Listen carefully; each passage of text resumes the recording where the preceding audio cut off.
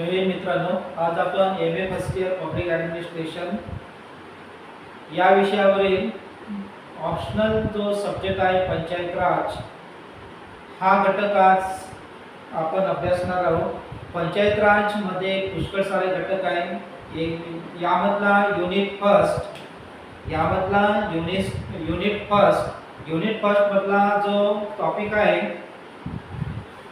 British कालखंडातील पंचायत म्हणजे स्थानिक शासन. ब्रिटिश काळातील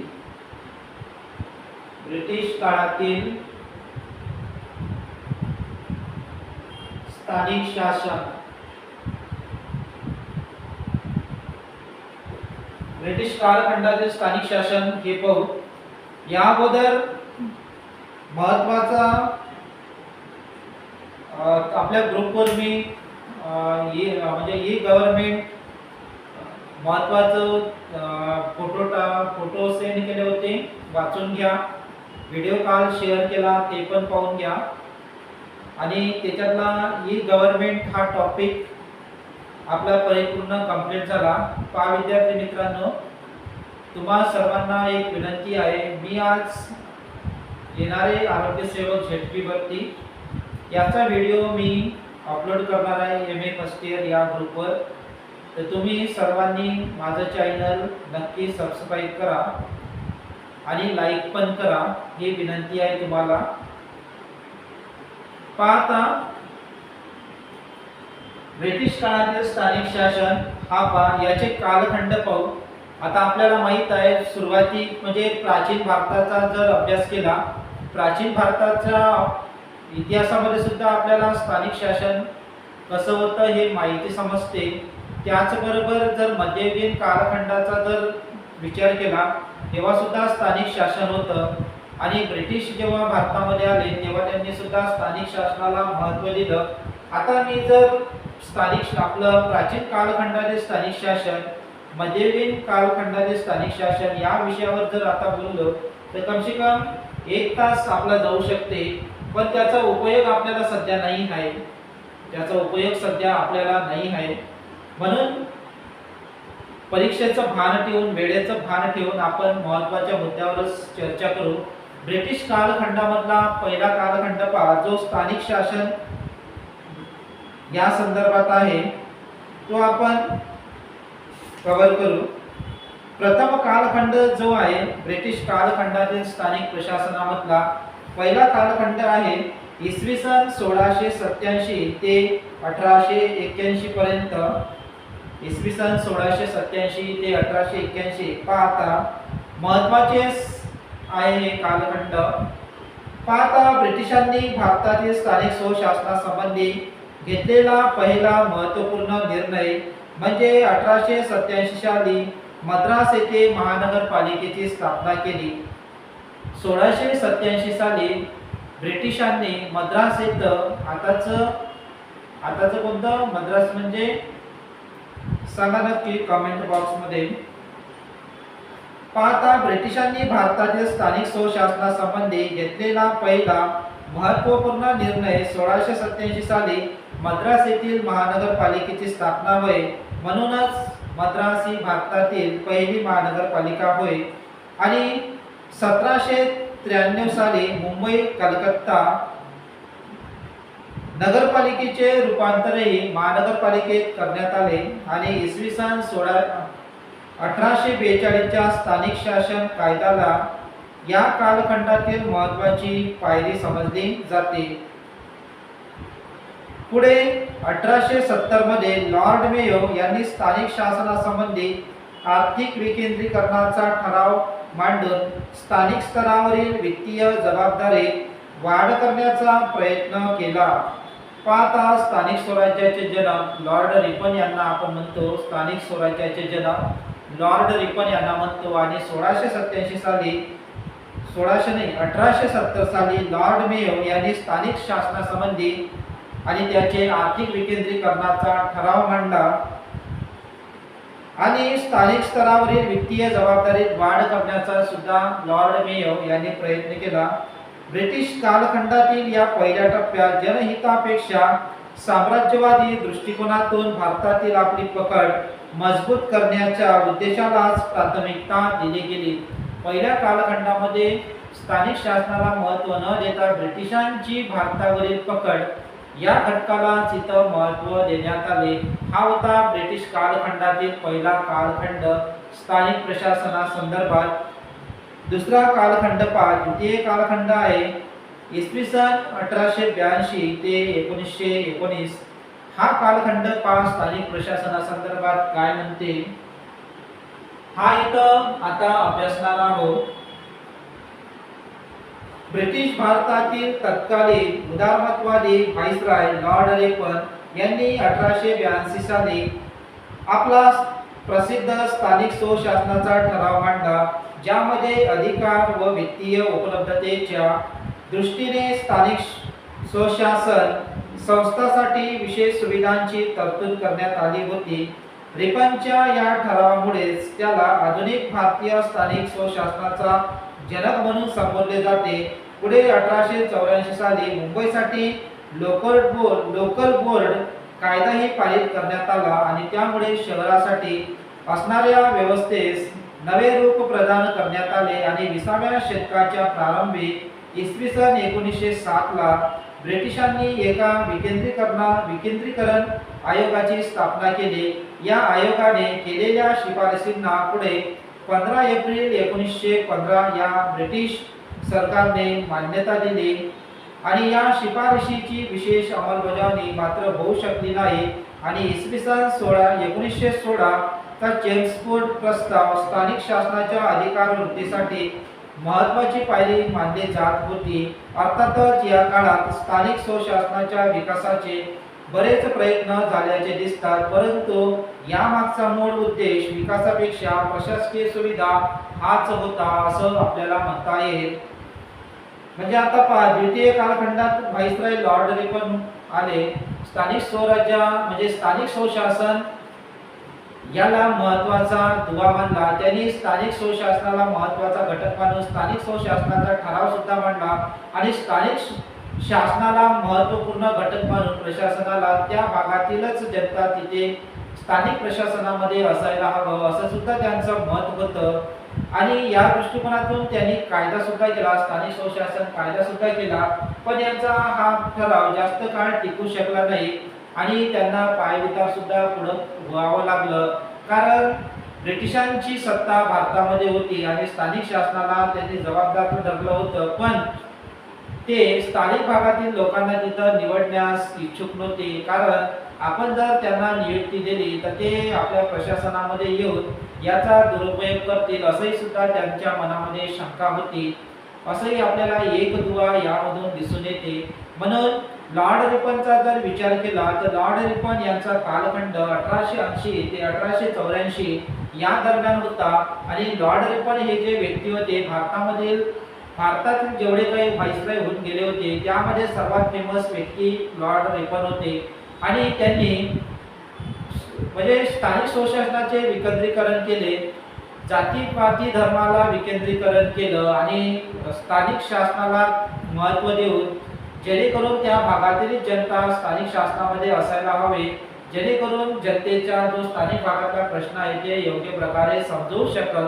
हा द्वितीय कालखंड होता. पण 1919 चा जो मॉन्टेग्यू चेम्सफोर्ड कायदा होता आणि 1916 पासूनच या कायद्याला आधार देणं चालू होता आणि 1916 पासून या कायद्याची रूपरेषा सुरू होती आणि यामध्ये सुद्धा स्थानिक शासनाबद्दल विचार करण्यात आला होता आणि स्थानिक शासनासंबंधी हा एक जबाबदार कायदा सुद्धा होता. तृतीय कालखंड जो आहे 1920 ते 1936 पर्यंत. इसवी सन 1919 च्या मॉन्टेग्यू चेम्सफोर्ड अधिनियमाचा प्रभाव यापुढील काळात राहिल्याने स्थानिक स्वशासनावर बऱ्याच मर्यादा आल्या. या काळातील विशेष घटना म्हणजे इसवी सन 1920 चा मुंबई ग्रामपंचायत अधिनियम होय. या कायद्याने मुंबई प्रांतातील ग्रामपंचायतींना वैधानिक दर्जा प्राप्त झाला आणि पुढे मुंबई सरकारने इसवी सन 1925 ला नेमलेल्या हेच समितीनेही या महत्त्वाची शिफारस केल्या. इसवी सन 1927 साली ग्रामपंचायत कायदा निवड समितीकडे मंजुरीसाठी गेला. यात निवडणूक, मतदान हक्क आणि लोकशाही पद्धतीचा स्वीकार करण्यात आला आणि इसवी सन 1934 मध्ये महिलांसाठी स्थानिक स्वशासनातील सहभागाचा मार्ग मोकळा करण्यात आला.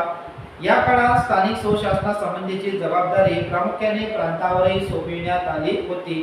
तृतीय कालखंड पहा. 1919 चा मॉन्टेग्यू चेम्सफोर्ड कायदा आणि प्रभावी या अधिनियमाचा प्रभाव पुढेही स्थानिक स्वशासनावर बऱ्याच मर्यादा घातल्या आणि या काळातील विशेष घटना म्हणजे 1920 ची मुंबई ग्रामपंचायत अधिनियम होय आणि या कायद्याने मुंबई प्रांतातील ग्रामपंचायतींना वैधानिक दर्जा देण्यात आला आणि पुढे सरकारने 1925 ला नेमलेली हेच समिती आणि या महत्त्वाच्या शिफारशी इसवी सन 1927 साली ग्रामपंचायत कायदा निवड समितीकडे मंजुरीसाठी गेला आणि यात मतदान हक्क, लोकशाही पद्धतीचा स्वीकार करण्यात आला आणि 1934 ला महिलांसाठी स्थानिक स्वशासनातील सहभागाचा मार्ग मोकळा झाला आणि या काळात स्थानिक स्वशासनाची जबाबदारी प्रामुख्याने प्रांतावरच सोपविण्यात आली. यानंतरचा शेवटचा कालखंड पहा. ब्रिटिश कालखंडातील स्थानिक स्वशासनामधला चौथा कालखंड, चतुर्थ कालखंड इसवी सन 1937 ते इसवी सन 1947 पर्यंत. आता भारत सरकार अधिनियम 1935 ची अंमलबजावणी इसवी सन 1937 पासून सुरू झाली आणि या अधिनियमानुसार भारतात सुधारित राज्य पद्धतीचा अवलंब करण्यात आला. स्थानिक स्वशासनाची जबाबदारी प्रांतावरच सोपविण्यात आली. इसवी सन 1938 मध्ये स्थानिक स्वशासन व्यवस्थेची पुनर्रचना यासंबंधी श्री डी.पी. मिश्रा यांनी एक योजना तयार केली आणि इसवी सन 1939 मध्ये प्राध्यापक काळे यांच्या अध्यक्षतेखाली स्थानिक स्वशासनासंदर्भात एक समिती गठीत केली होती आणि वास्तविकच हा कालखंड भारतीय राष्ट्रीय आंदोलनाच्या जबरदस्त प्रभावाचा असल्याने या शिफारसी या सुधारणा विशेष प्रभावी ठरल्या नाहीत. थोडक्यात जर आपण ब्रिटिश कालखंडात भारतातील पारंपरिक स्थानिक स्वशासन व्यवस्थेचा ऱ्हास होऊन ब्रिटिशांना अनुकूल अशा व्यवस्थेचा अंगीकार करण्यात आला. विशेषतः ब्रिटिशकालीन प्रयत्न हे प्रशासकीय सुविधेच्या दृष्टिकोनातूनच असले तरी आधुनिक भारतीय स्थानिक स्वशासनाची मुहूर्तमेढ याच कालखंडात रोवली गेली हे देखील आपल्याला मान्य करावे लागेल आणि ब्रिटिश काळातील स्थानिक स्वशासनाच्या विकासात लॉर्ड मेयो, लॉर्ड रिपन यांच्या ठरावाची भूमिका राहिली याची विस्ताराने चर्चा करणे ही अगत्याचे आपल्याला ठरत. पाहता लॉर्ड मेयो झाले, लॉर्ड रिपन झाले यांनी महत्त्वाची भूमिका बजावली आहे स्थानिक स्वशासनामध्ये. तर सगळ्यात पहिले आपण लॉर्ड मेयोचा ठराव पाहू. 1870 चा आहे. स्थानिक स्वशासनासंदर्भातला लॉर्ड मेयोचा ठराव पहा काय म्हणते.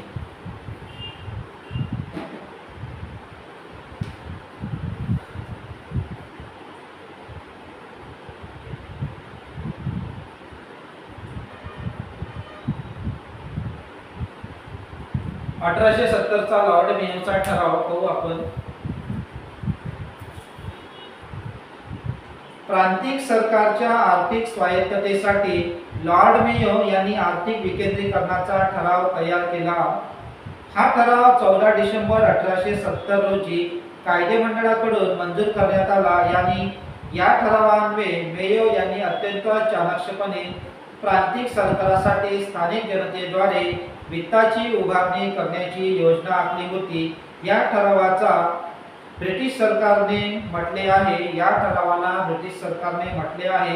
1870 नंतर स्थानिक शासनाने बरीच प्रगती केली. नंतर स्थानिक करारामुळे उत्पन्नातही वाढ झाली आहे. अनेक प्रांतात उत्पन्नाची व्यवस्था करण्याचे कार्य स्थानिक संस्थांकडे सोपविण्यात आले आहे. नगरपालिकांची संख्या तसेच उत्पन्न या दोन्हीतही वाढ झाली आहे. पाहता लॉर्ड मेयो यांचा ठराव काय म्हणते. आता प्रांतिक सरकारच्या आर्थिक स्वायत्ततेसाठी लॉर्ड मेयो यांनी आर्थिक विकेंद्रीकरणाचा ठराव तयार केला.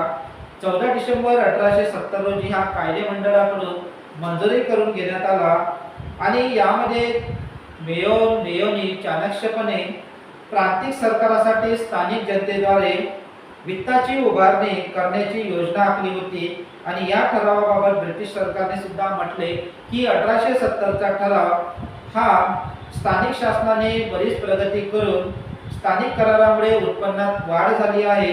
अनेक प्रांतात उत्पन्नाची व्यवस्था करण्याचे कार्य स्थानिक स्वशासनाकडे सोपविल्यामुळे नगरपालिकांची संख्या तसेच उत्पन्न या दोन्हीची काय झाली आहे, वाढ झाली आहे. लॉर्ड मेयो यांचा जो ठराव होता 14 डिसेंबर 1870चा, यामधल्या प्रमुख तरतुदी पहा. पहिली जी तरतूद होती, प्रांताचे अधिकार क्षेत्र वाढवून त्यांचे वित्तीय बाजूही सक्षम करण्यात यावी. प्रांताचे म्हणजे ज्या स्थानिक स्वशासनाचे अधिकार क्षेत्र वाढवून त्यांची वित्तीय बाजूही सक्षम करण्यात यावी. 2 नंबरचा, प्रांतातील खात्यांच्या अधिकार क्षेत्रात व खर्च मर्यादेत वाढ करावी. हा दुसरा मुद्दा.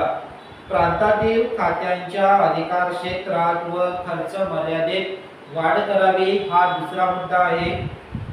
तिसरा तरतूद पहा. शिक्षण खाते, सार्वजनिक आरोग्य खाते व वाहतूक खाते प्रांतिक सरकारकडे सोपविण्यात यावे. 4 नंबरची तरतूद पहा. प्रांताकडे सोपविलेल्या खात्यांचा खर्च केंद्र सरकारने करावा व खात्यावरील तूट कराच्या रूपाने भरून काढावी. म्हणजे हा जो शिक्षण असेल, आरोग्य असेल, त्याचबरोबर वाहतूक असेल, सार्वजनिक खर्च असेल, हे सरकारने या संदर्भात डोनेशन द्यावं आणि डोनेशन देऊन सरकारनं ही जी आपली डोनेशन दिली आहे ती कराच्या स्वरूपात प्रांतिक सरकाराकडून किंवा स्थानिक शासनाकडून गोळा करून ती भरून काढावी असं यात सांगितलं आहे.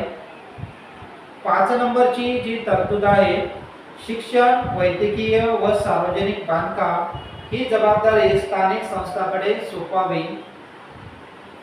शिक्षण, वैद्यकीय व सार्वजनिक बांधकाम ही जबाबदारी स्थानिक सरकारकडे सोपवावी. 6 नंबरचं पहा. भारत सरकारच्या बिकट आर्थिक परिस्थितीमुळे स्थानिक योजनांवरील खर्चासाठी कर लावून पैसा उभा केला जावा. भारत सरकारच्या बिकट आणि आर्थिक परिस्थितीमुळे स्थानिक योजनांवरील खर्चासाठी कर लावून पैसा उभा करावा ही 6वी तरतूद होती. शेवटची तरतूद पहा. स्थानिक गरजा लक्षात घेऊन स्थानिक प्रश्न पातळीवर सोडविण्यात यावेत. यासाठी स्थानिक पातळीवरून कर रूपाने वसूल केलेले पैसे उपयोगात आणावेत. म्हणजे ही 7वी तरतूद महत्त्वाची आहे. स्थानिक गरजा लक्षात घेऊन स्थानिक प्रश्न त्याच पातळीवर सोपविण्यात यावे आणि यासाठी स्थानिक पातळीवरून कर रूपाने वसूल केलेले पैसे तिथेच उपयोगात आणावे असं इथं सांगितलं आहे. मेयोचा ठराव हा ब्रिटिश प्रशासनाच्या दृष्टीने व्यावहारिक होता. त्यामुळे सरकारला वित्तीय दृष्टिकोनातून पुढील काळात बराच काळ फायदा झाला होता. साहजिकच चाणक्यपणे स्थानिक जनतेकडूनच पैसा उभारण्यात मेयो यशस्वी झाला होता आणि विकेंद्रीकरणाचा औपचारिक प्रारंभ झाला होता, हे मात्र मान्यच करावे लागल. हा होता लॉर्ड मेयोचा ठराव स्थानिक शासनाबद्दल.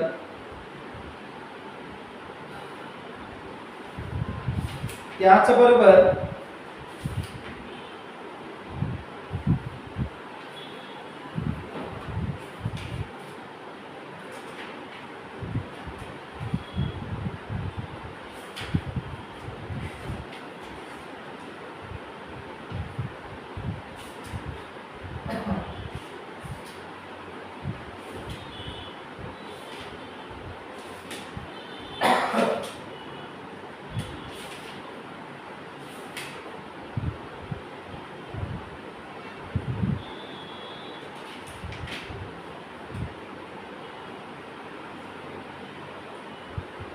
पाहता विद्यार्थी मित्रांनो, लॉर्ड रिपनचा ठराव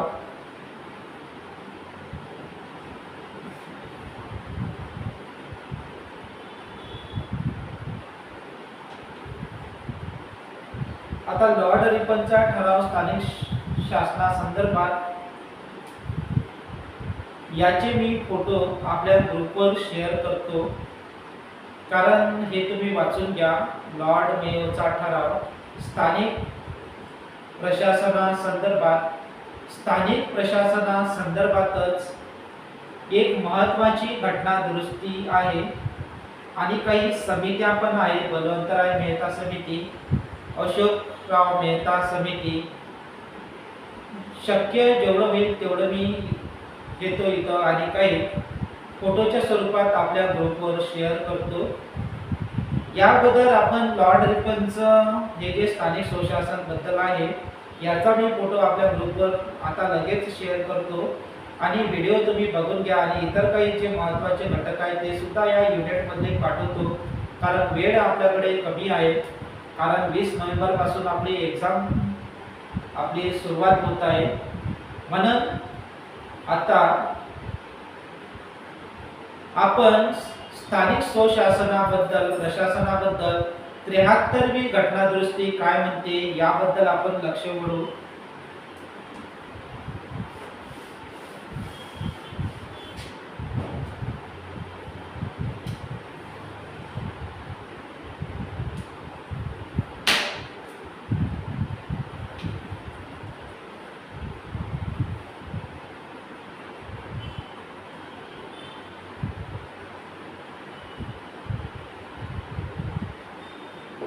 पाहता 73वी घटना दुरुस्ती 20 सेकंद मित्रांनो.